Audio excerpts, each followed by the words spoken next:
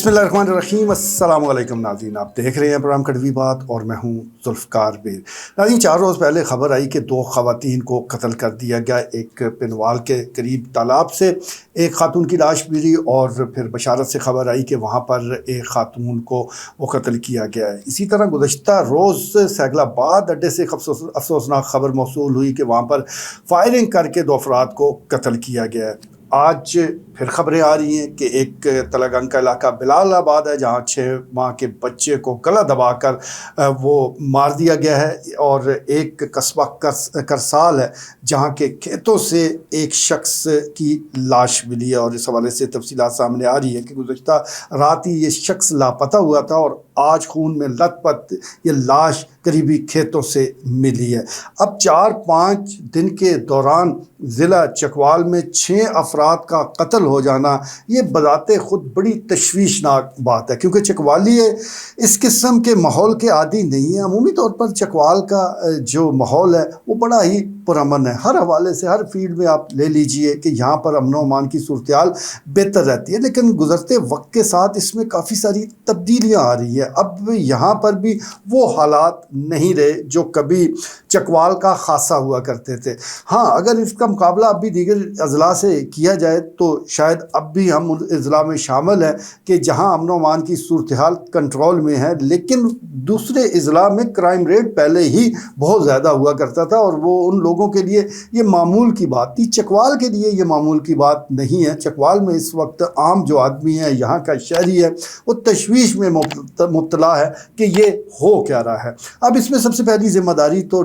Police पर आयद होती है कि वो लॉ एंड ऑर्डर की सूरत हाल को मेंटेन रखे, देखे कि वजूहात हैं क्या। जहाँ तक डिस्ट्रिक्ट पुलिस ऑफिसर चकवाल का ताल्लुक है तो जब भी ऐसी कोई वारदात होती है वो मौके पर पहुँचते ज़रूर है, पुलिस भी पहुँचती है और उस हवाले से फिर मज़ीद जो तहकीकात है उसका आगाज़ किया जाता है। लेकिन क्या पुलिस का काम सिर्फ़ और सिर्फ यही है या इससे एक स्टेप आगे बढ़ के भी कुछ कोशिश करनी चाहिए? तो जवाब बिल्कुल सादा सा है कि बिल्कुल एक स्टेप आगे बढ़ के कोशिश करनी चाहिए। सिर्फ महज लाशें उठाना या उनके कातलों को गिरफ़्तार करना ही काम नहीं है, बल्कि कोशिश होनी चाहिए कि ये कत्ल हो ही ना। और इसमें सिर्फ पुलिस की ज़िम्मेदारी नहीं है, मैं समझता हूँ बासियत माशरे के हर फ़र्द के पर ये ज़िम्मेदारी आयद होती है, चाहे वो पॉलिटिशियन है, चाहे वो आम शहरी है, उलमा इकराम है, कि वो देखे कि कहाँ कहाँ कोई ऐसी सूरत हाल ख़राब है, कहाँ कहाँ दुश्मनियाँ मौजूद हैं जिनको ख़त्म किया जा सकता है। तो उस सिलसिले में कोशिश ज़रूर होनी चाहिए। अब आपके सामने गुज़श्ता रोज़ जो सैगलाबाद अड्डे पर 2 अफराद को कत्ल किया गया, ये भी जो ज़राए बता रहे हैं कि कोई इतना बड़ा मामला नहीं था, मामूली मामलात थे। और इस सिलसिले में कई ख़बरें सामने आ रही है। कोई व्हाट्सएप पर स्टेटस का मामला बता रहा है, कोई इसको कोई और रुख वो दे रहा है।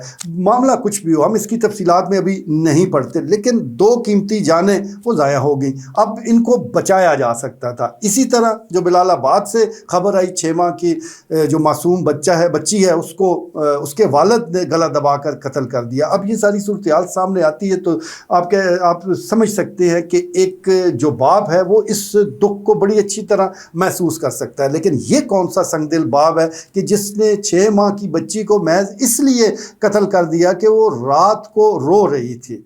अब ये रिपोर्ट जो है ये पुलिस को बच्ची की वालदा ने ये सारा किस्सा सुनाया है, तो आप ये किस्सा सुन के ख़ुद ही हैरान होंगे कि कौन सा ऐसा वालिद है कि जिससे बच्ची का रोना इस कदर नागवार गुजरा कि उसकी जान ही ले ली। बस ये संगदिली हमारे माशरे में अब बढ़ती जा रही है। इसी तरह करसाल के करीब भी जो कत्ल हुआ है, अब उसकी तहकीकात हो रही है, पुलिस इस हवाले से मज़ीद तफसीलात सामने लाएगी। तो ये जो एक कत्ल व गारत का माहौल है, इस पर काबू पाने की ज़रूरत है। चकवाल पुरअमन इलाका है, इसको पुरअमन ही रहना चाहिए। जहाँ तक पुलिस का ताल्लुक है तो पुलिस के हवाले से जैसा मैं गुजारिश कर रहा हूँ कि बहुत सारे फ़राइज़ वो